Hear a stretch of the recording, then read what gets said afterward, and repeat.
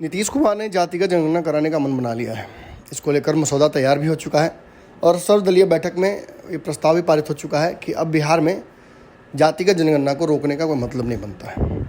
ये भी सर्वविदित है कि भाजपा इस मुद्दे पर हर तरह का अड़ंगा लगाने की कोशिश कर रही है।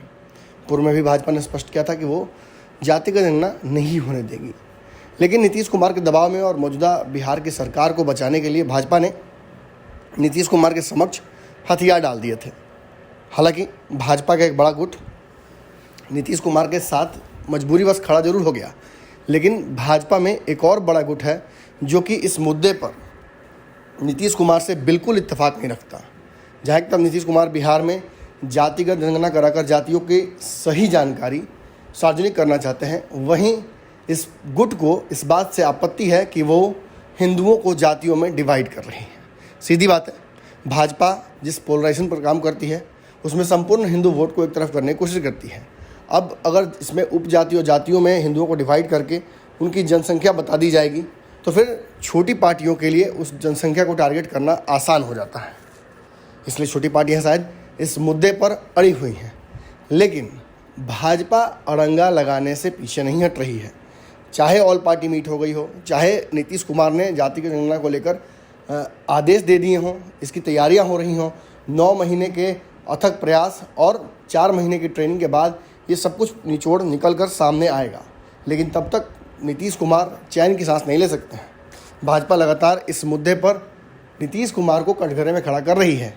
जहां भाजपा का एक बड़ा हिस्सा गिरिराज सिंह की तरफ से ये प्रस्ताव लेकर खड़ा हो गया कि बिहार में मुसलमानों की भी जाति जनगणना होनी चाहिए, वहीं गिरिराज सिंह के द्वारा और बिहार में भाजपा नेताओं के द्वारा नीरज कुमार बबलू ने भी ये बात कही। दबाव अतिरिक्त डाला गया नीतीश कुमार पर कि जब ये हो ही रहा है तो जनसंख्या नियंत्रण कानून भी लागू कर दिया जाए। हालांकि आपको पता होगा नीतीश कुमार इसके विरोध में खड़े हैं। उनको लगता है कि बिहार में जनसंख्या जो है वो उतनी नहीं है और कहीं ना कहीं भाजपा जिस तरीके की जनसंख्या नियंत्रण कानून के तहत जो साधना चाहती है उस एजेंडे पर भी वो चाहते हैं कि भाजपा नहीं काम करे। ऐसी स्थिति में इन 2 मुद्दों के अलावा भाजपा ने एक और बड़ा मुद्दा खोज लिया है। कल संजय जायसवाल ने मीडिया से बात करते हुए स्पष्ट तौर पर यह बात कहा कि बिहार में जो जनगणना हो रही है वो जाति जनगणना नहीं बल्कि एक सर्वे मात्र है। सर्वे सही और गलत दोनों हो सकता है। सर्वे कराई जा रही है क्योंकि केंद्र सरकार ने स्पष्ट कर दिया है जब कि वो जातिगत जनगणना नहीं कराएगी तो केंद्र सरकार के जो प्रस्ताव है उसके विरुद्ध काम नहीं किया जा सकता है। ऐसे में हम बिहार में जातिगत जनगणना नहीं बल्कि सर्वे कराने के पक्ष में खड़े हैं। एक बात और है, भाजपा ने ये भी स्पष्ट कर दिया है कि इन 3 मुद्दों के अलावा एक और बड़ा दबाव वो डाल रही है। भाजपा ने स्पष्ट कर दिया है कि रोहिंग्या मुसलमान जो कि घुसपैठिए हैं उनको इस जनगणना का हिस्सा नहीं बनाया जाएगा। कुछ भी हो जाए उनकी गिनती नहीं होगी, उन्हें इस देश का नागरिक नहीं माना जाएगा।